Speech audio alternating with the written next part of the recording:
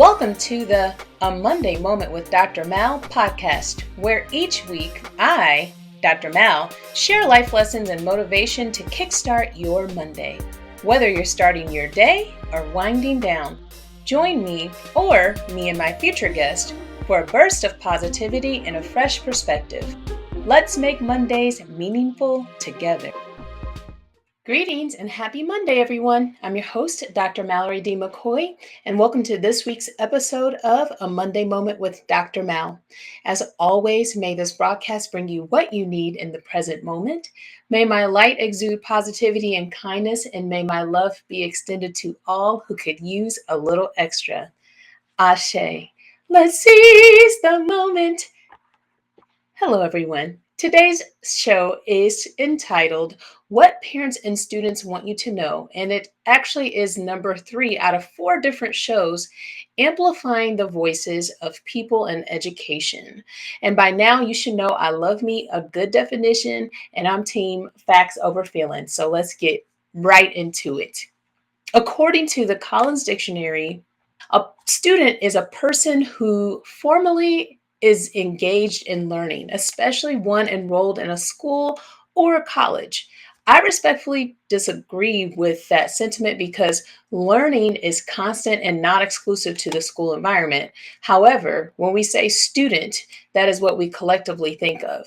I'm always learning and I don't have to be in a formal setting to do so, and I don't think anybody does.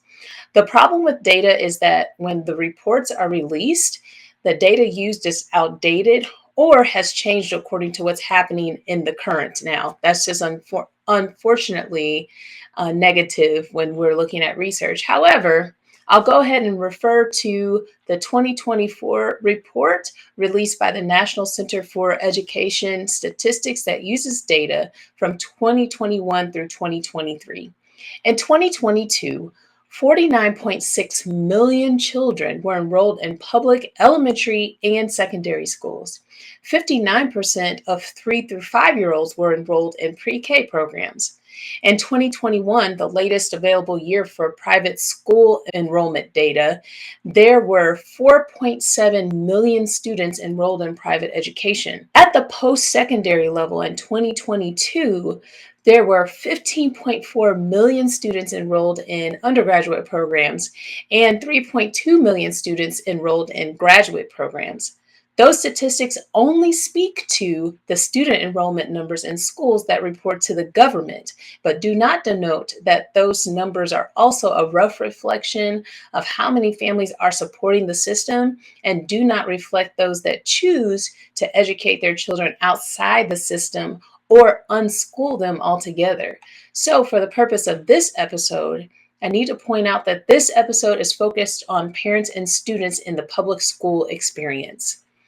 Now, I'm going to interject here as an educator who served in the system in multiple capacities and is now completely out of the education system and sending my son into the education system without me.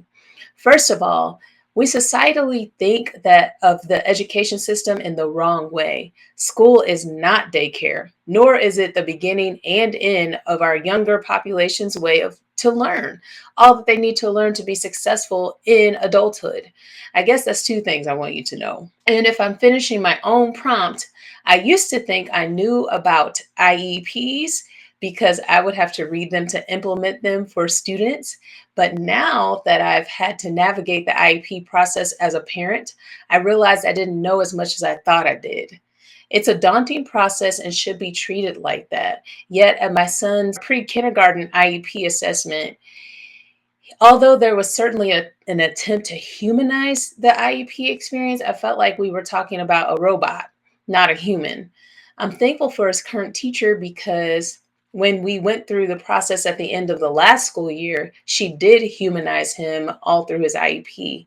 But that was after spending a whole school year with him. And maybe I should have given grace to those before. I don't know. It's a tough process nonetheless. I can't imagine how that process feels to those who have their own school trauma and have to sit with multiple educators around them using educational jargon and setting goals toward an end goal you can't see because you don't know the curriculum or how this is going to help your child get to where they need to be, wherever that is.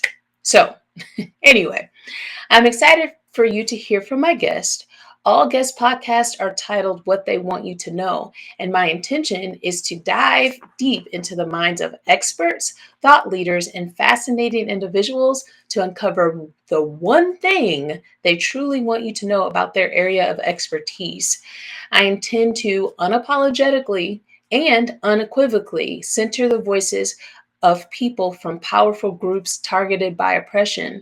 However, if there are other community members who can interject on the topic, they are certainly invited to the cookout.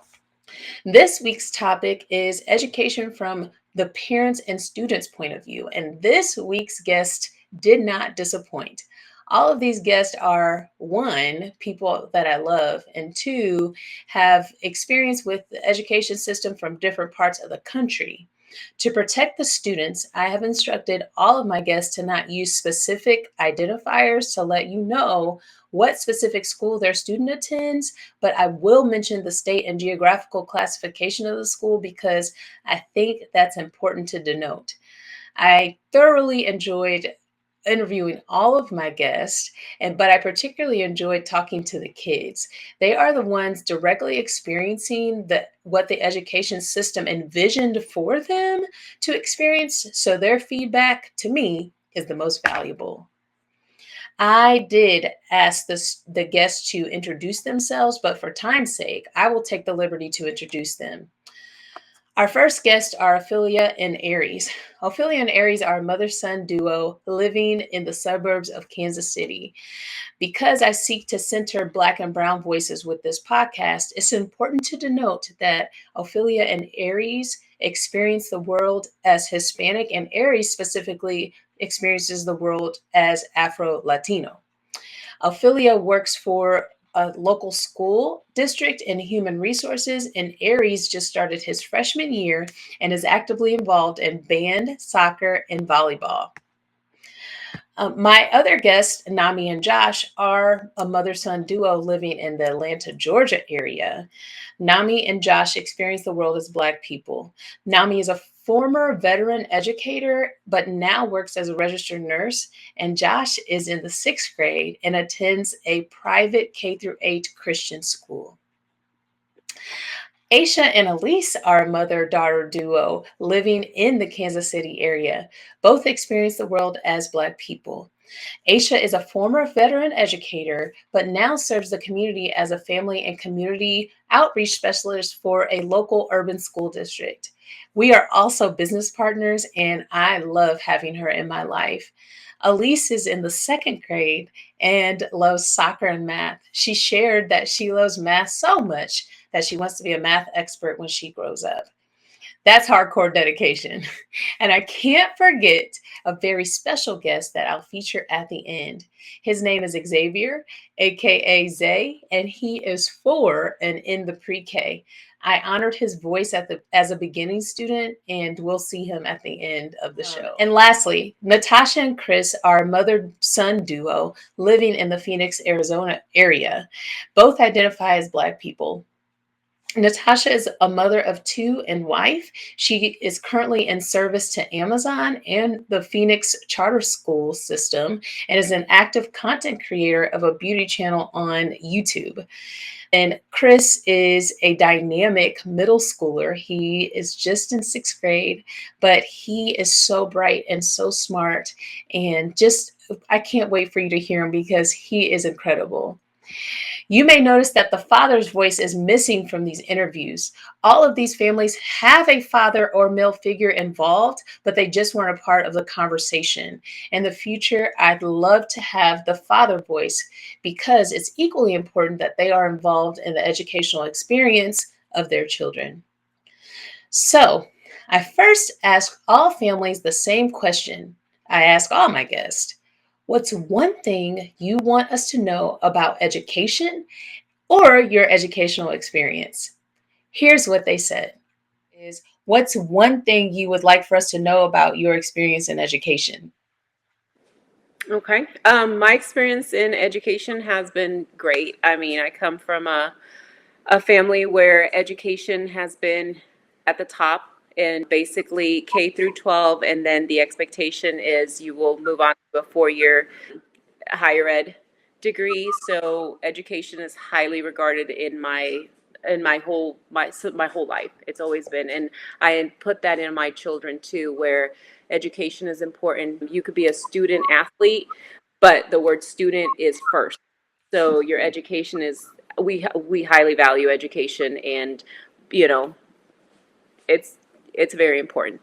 And then Aries, what about you? What's one thing you want us to know about your experience in education? One thing I want people to know about my experience in education is that it's been really good, and I'm lucky to be able to say that I have an education and that it's good, and also that I've learned how to stay organized and adapt really well from like different surroundings because I might have like a bad time in one class, but then the other class I really like, and then I'll be like, oh yay, my mood's all lifted and stuff. So that's also really good. Well, I'm asking all my guests two questions. The first question is, what's one thing you want us to know about education or your educational experience? And so, one of you go first. More subjects to make kids more excited for school.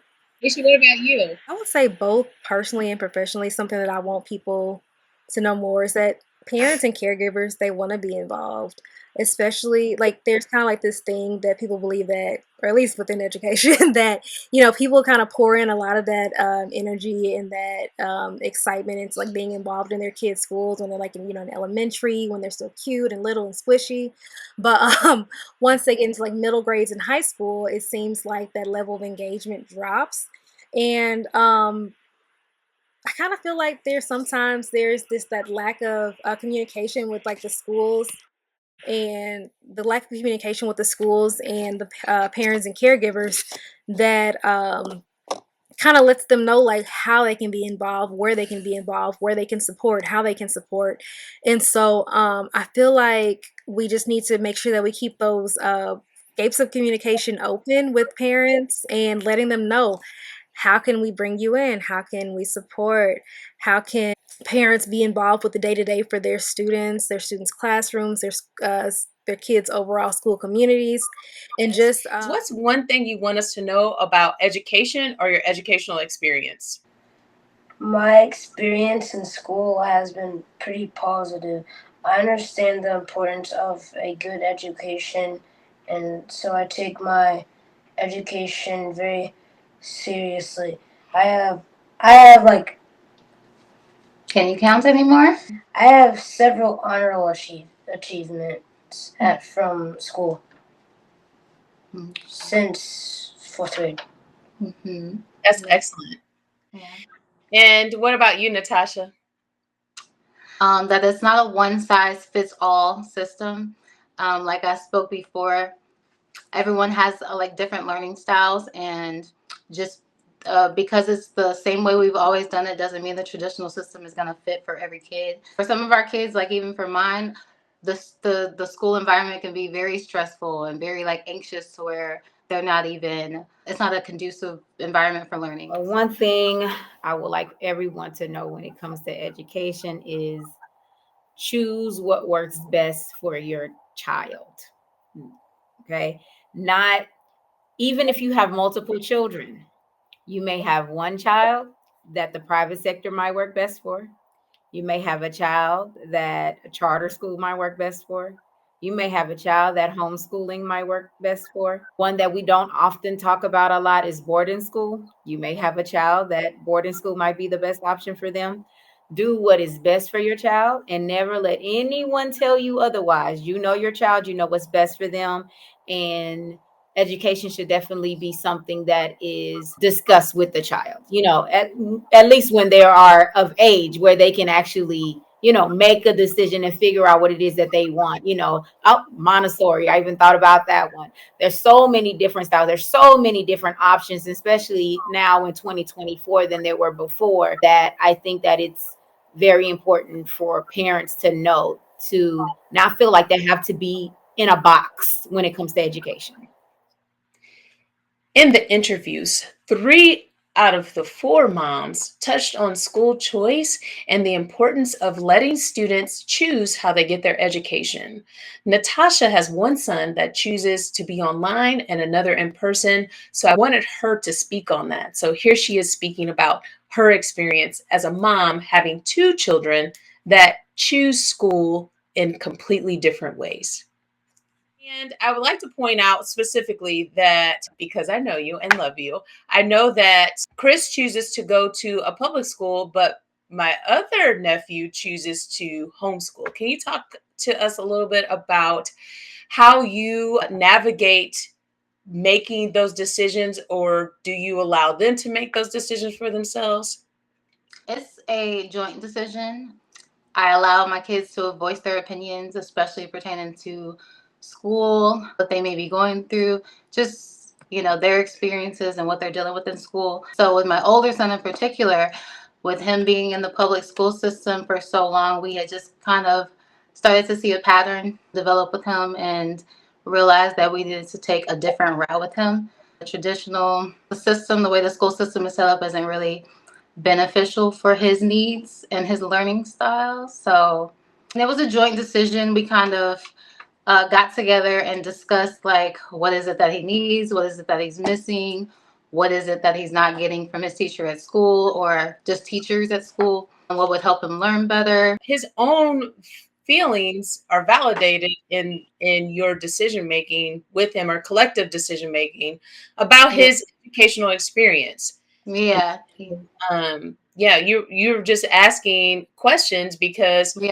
you're experiencing his experience in education through him. Yeah, exactly. And so when he got into high school, I noticed he particularly started having a hard time, whether it was with the curriculum, the environment, his peers. He was just dealing with a lot. And we just decided that this is actually not really homeschool. It's still part of the public school system. He gets taught by the same teachers. It's just online, but it works better for him. He's able to learn at his pace better. He needs to get up and move around. He doesn't really do well with sitting at the desk for 8 hours and sitting in front of the computer. He doesn't really learn in that way. So I then asked all families to complete the prompt. I used to think, but now I know. The question alone is a very vulnerable question, so a couple of moms chose to be candid, which I appreciated. Here's what they had to say. So what did you used to think about your experience in education and now you know different? What I used to think, as I mentioned earlier, education's always been like at the forefront of my family. My family's very big on, education, and it was K through 12 and then moving on to, higher ed, which as I've been working in a school district and working in, like you mentioned, not in a classroom, but supporting those teachers who are completely amazing in the classroom with all the kids. I've learned that there's other pathways. Some kids have different routes that they can take, and that's very good for them. I know our school district has pathways, which will allow the child to experience more of their interests. You have different types of careers. You have they do the healthcare, they do the service, they do CTE, which is career technical education, where if higher ed is not for you, if that's not what you want to do and you want to take a different route, it's okay. You can do that. You have all those options. You have diploma options. Even when I grew up, maybe I'm dating myself a little bit, you used to just have one diploma and that's it. Now there's just so many different avenues, so many different things that the kids have options. And having options in an education world is important because you just can take whatever route best works for you.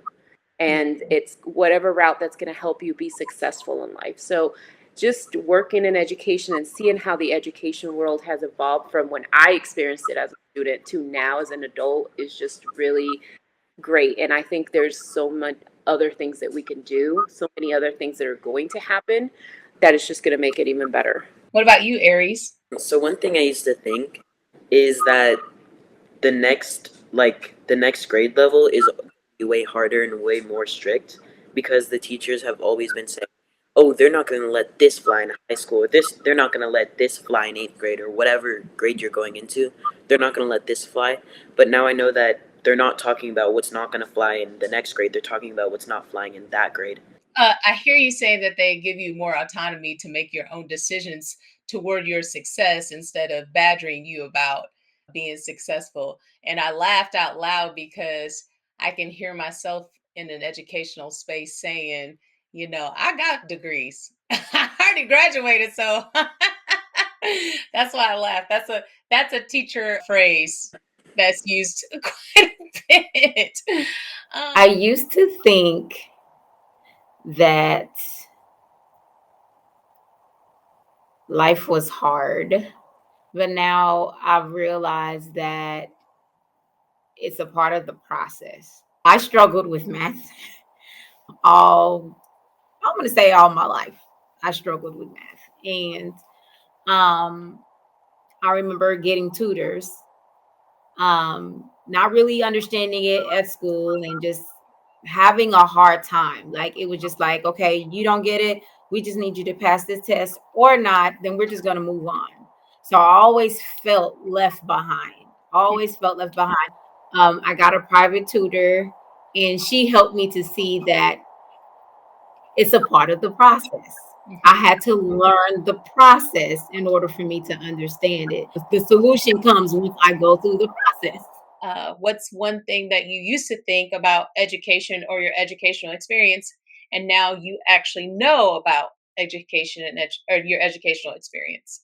Thought school was going to be a little bit more challenging, but now I think it's a little bit more easier because I've been learning through the years I've been there.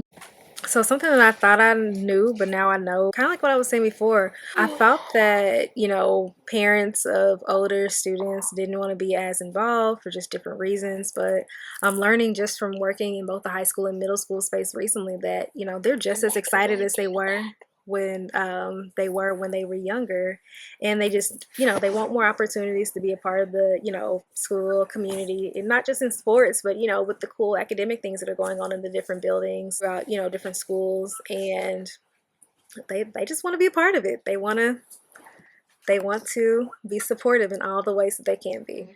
I used to think education wasn't important, but now I know education is important. Because if you think about it, it's like how you want to it's like it depends on how you want to plan your future. On like the type of education you get, like America. Yeah, something like that. Love that. Natasha, what about you? I used to think the educational system would teach me what I needed to know for early adulthood, to step into early adulthood confidently. But now I know that couldn't be further from the truth.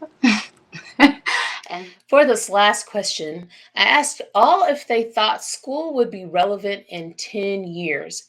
They received the first 2 questions before the interview, but they did not receive this one before the interview because I wanted the answers to be authentic. Take a listen.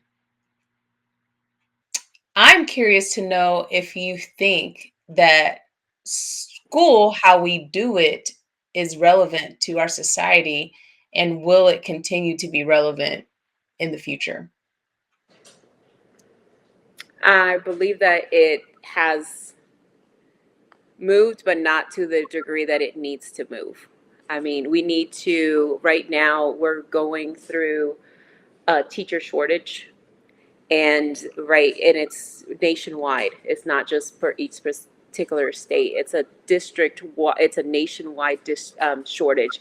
With that shortage comes diversity.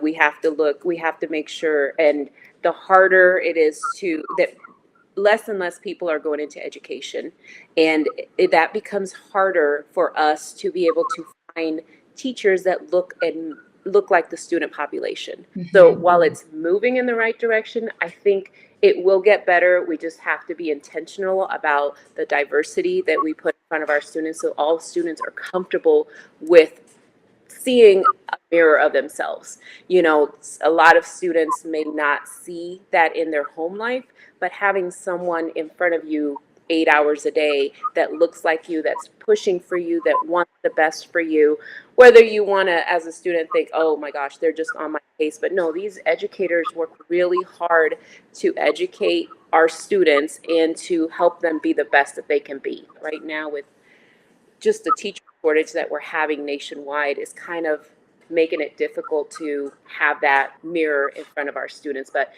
difficult doesn't mean impossible. Right. What about you, Aries? Do you think that school, how we do it, will be relevant in 10 years? So I think that schools are becoming more relevant, but I don't think that in the future they will be the most relevant. I think there will be other methods of getting like degrees in your education, like watching YouTube videos and TikToks, and you can learn just as much as you do in a classroom that you can online and do it yourself, and you can still have the same education. And but in 10 years, I don't think schools are catching up fast enough. They're definitely catching up, but not fast enough at the rate the world is moving.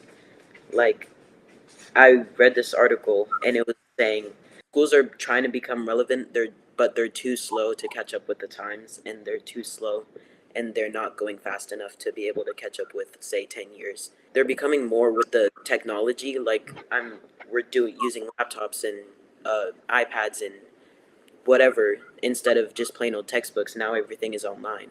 But I feel like as technology and society gets more advanced, the schools won't be able to catch up with that, also because of funding too. Do you think that school, how we do it, will be relevant in 10 years? Absolutely not. Absolutely not. And that is simply because people are awakening to that fact. Many people are awakening to that fact. I think that 2020, the pandemic showed us that. Many parents were awakened to the process of school once they were able to be in the seats of the teachers. It opened up the eyes of many people to understand what their children possibly were not getting in school that they felt was more important, especially for those families who might have lost loved ones. I feel that people will be more self sufficient when it comes to education in the next 10 years. I am excited for the independence around that new light. You know, I am also concerned. As former educators, we understand that it's not easy to teach. Josh, what do you think? Do you think that school, how we do it, will be relevant in 10 years? No, like they might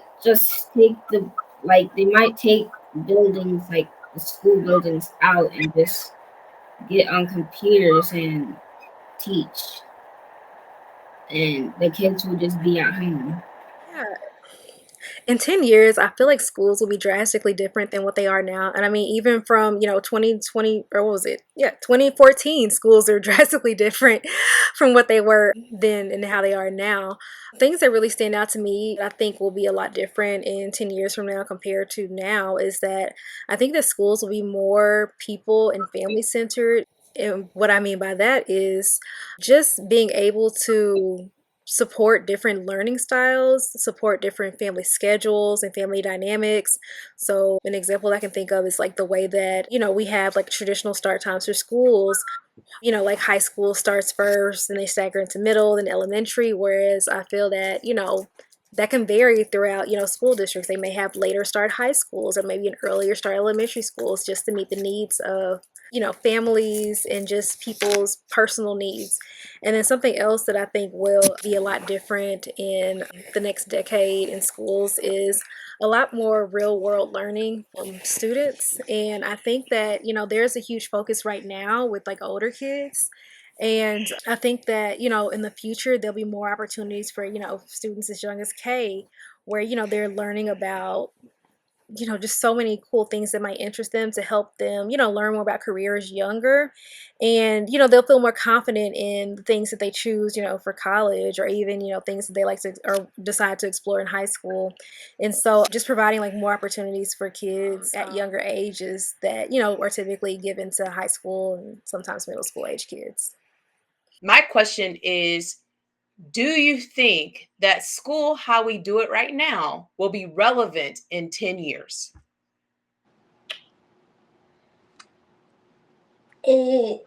Yeah, like, Will it be yeah, honestly, because like as we have like all these phones, iPads and stuff, I mean, yeah, we can have that in the future, but I mean, how are people gonna know how to, let's say, write with a pencil or read a book without it being like with social media or AI or something like that? So I think school, the way we do it right now, will still be relevant in the next 10 years. What about you, Natasha? Do you think that school is going to be relevant how we do it in 10 years?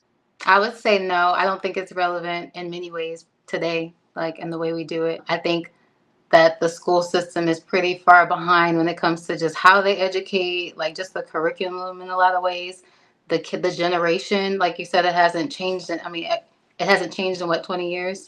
Let's talk about it. It hasn't changed since the 1800s. The school system was not created for anybody but the white male. And so they've over the years tried to add different supports, but Mm-hmm.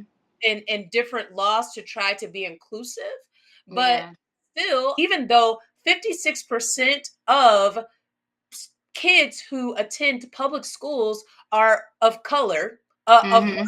communities, only less than 25% of the curriculum is culturally relevant. So our kids are not Yeah. seeing themselves in the Mm-hmm. curriculum, and they're having to look at others' experiences through what we call in the education field mirrors versus windows. There's Yeah. not enough mirrors and there's a whole lot of windows. Yeah. And so kids, who need to see I needed to see somebody that looked like me.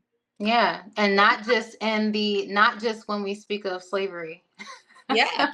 Yeah. No, We need to see the empowered versions of ourselves as well, yeah. because that's, I needed yeah. to see somebody that looked like me, and I did not get to see anybody that looked like me in the classroom, or it rarely in curriculum until I got to Mm-hmm.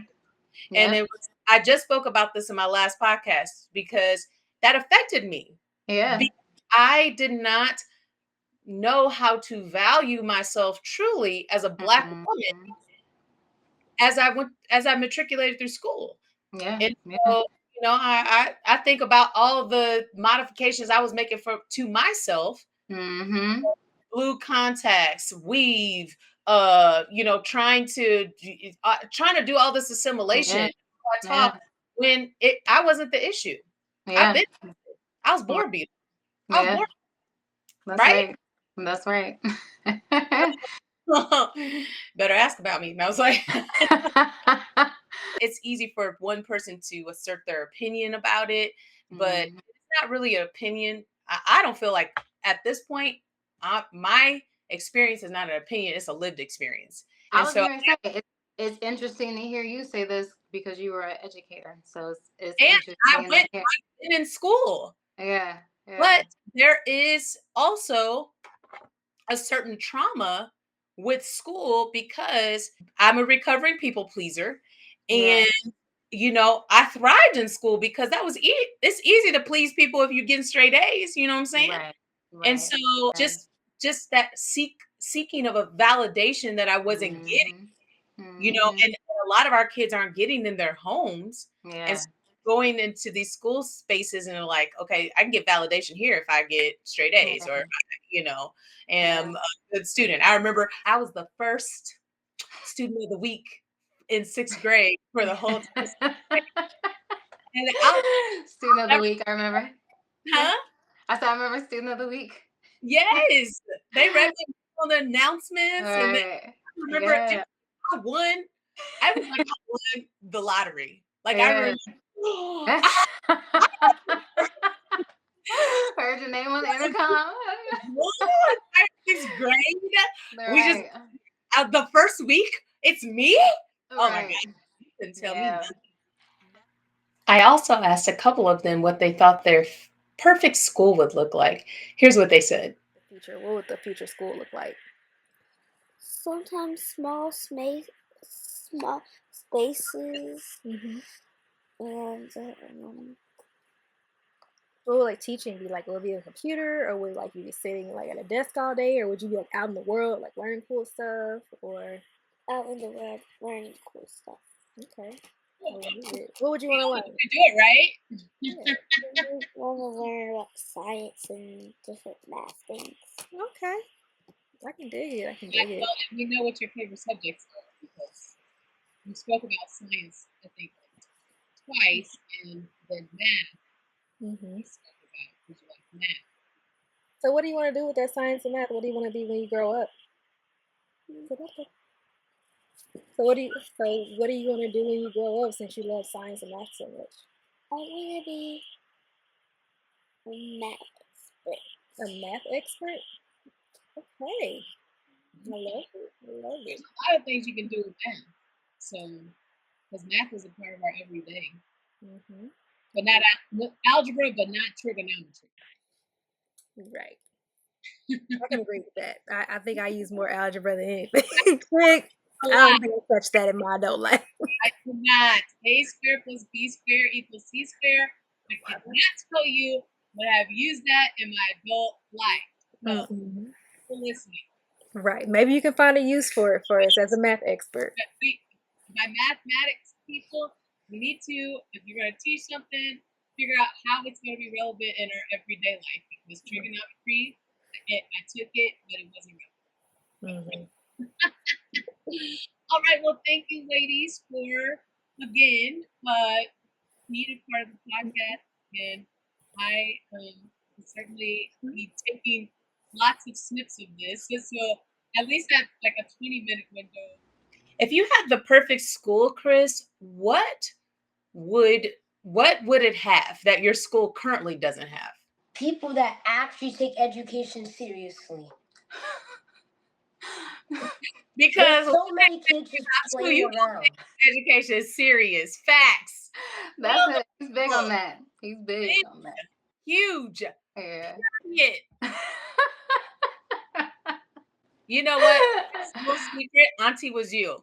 I wrote an essay in my 8th grade year specifically about social promotion because I learned that people were being pushed forward in grades and they weren't working as hard as I did. And so because they didn't want people to have big beards in the 6th grade when they used to, they were in their body looking older, but they weren't on the same grade level. And I was like, wait a minute, I'm getting straight A's. I'm working my butt off. And you mean to tell me this dude that's getting F's straight up still gets to move grades with me because of social promotion? I was outraged. That happens? Wow. And it's still very much a practice that I was gonna say that still happens. Yeah, the teachers are knowledgeable and stuff like that, but to be honest, they're dealing with a whole lot of other things. People just I was going to say that. For the parents, I would suggest to be as supportive and as involved as you can in your child's education, because the teachers that are dealing with their children at school, a lot of the times are dealing with a lot. They have very stressful jobs. A lot of times they're doing multiple positions. They're underpaid. I mean, so it really does take a village. A lot of the times the teachers are highly stressed. I've worked around them before. That's going to affect our children as well. These are their educators. So if they are not in the environment of, and a lot of the times he's come home and expressed this to me, that frustration gets let out on the kids, and so it affects everybody at the end of the day. So. And as I told you, that I would be featuring the voice of Zay as he interjects about his school experience as a pre-K student.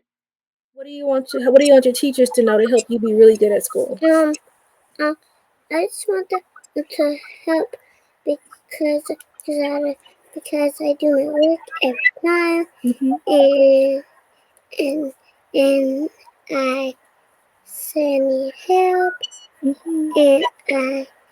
over here. I feel like I was in the clubhouse and I had a school. You feel like it was a club? You thought it was going to be like a clubhouse, but it was really a school? Yeah. Okay. And so what do you know now? Is it a clubhouse or is it actual school? Actual school. It's an actual school. I told you that I interviewed some amazing families and amazing students. And some of the major takeaways that I had while I was listening to them were the following. Number one, parents don't believe that there's a one size fits all when it comes to the education system. So I would challenge the education system to quickly diversify its efforts across the board so that they can somewhat retain their relevancy in the future. Also, parents want to be involved in their students' experiences at all levels. So, schools making a huge effort to bring community into schools is important. I know that I'm that parent. I want to know everything and I want to be involved in everything. What I felt and what I know just from the kids speaking is that the kids think that education is important and they believe in the education system. So we have to collectively give our best efforts to maximize all students' educational experience. I partially believe that they believe in the education system so strongly because they don't know what the school system could look like. And honestly, do any of us actually know what the school system could look like? I imagine a different one, but we have yet to figure out what that looks like in the future. I think we will have to quickly figure out because if we don't, I believe school will no longer be relevant. Also, kids should be involved in their decision making surrounding their education. It's brave to break away from the system, and I applaud every parent who decides to make the best choice for their student.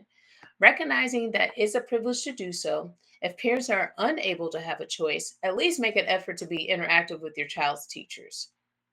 And lastly, all of these moms are so proud of their children. I didn't include it in the video or in the audio that you're listening to, but the amount of positivity and patience they poured into their child while we were interviewing was beautiful to witness.